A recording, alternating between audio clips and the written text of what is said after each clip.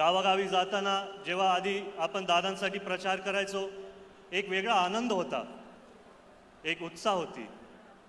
सगळ्यांच्या मनात दादांसाठी आपण प्रचार करतोय आणि 5 वर्षांनी प्रचाराची वेळ यायची तेव्हा रॅलीज करायचो.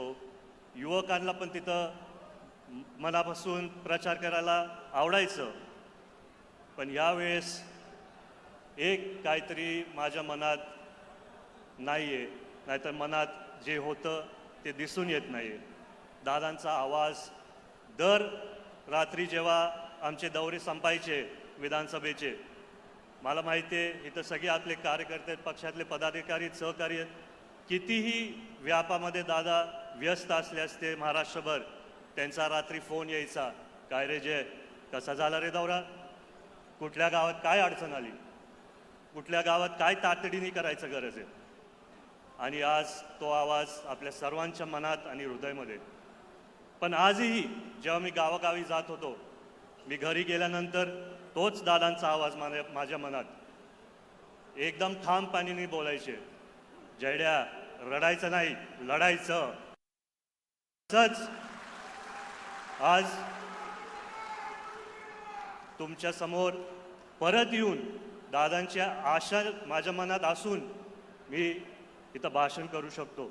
मन तर भरून येतं, पण दादांसाठी आणि वहिनींसाठी कायम त्यांच्या मनात आमचे बारामतीकर. तुम्ही दादांचे भाषण बघा, कुठल्याही भाषणात ते डायरेक्ट बोलायचे माझे बारामतीकर. एका मुलाचा आणि वडिलांचा नात्याच्या हिशोबाने मी शाळेत असताना त्यांना विचारायचो, दादा तुम्ही रात्र दिवस काम करता, रोज तुम्ही काम करत जाता, थोडं कुटुंबाला वेळ द्या. त्या काळात मला ते एवढं समजलं नाही. पण जेव्हा दादा बोलले की जयड्या सर्व बारामतीकर माझं कुटुंब आणि सर्व महाराष्ट्रातली जनता माझं कुटुंब.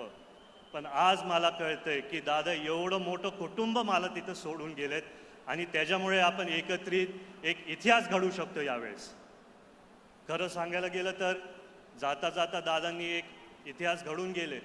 वहिनींना राज्यातले पहिला महिला मुख्यमंत्री उपमुख्यमंत्री त्यांनी केलं. पण आज जिथं पण दादा असतील ते एक आशाने आपल्या सर्वांकडे बघत असतील की अनेक वर्षापासनं मी माझ्या बारामतीकरांसाठी रात्र दिवस झटलो. आज इतिहास आपण सर्व घडवू शकतो.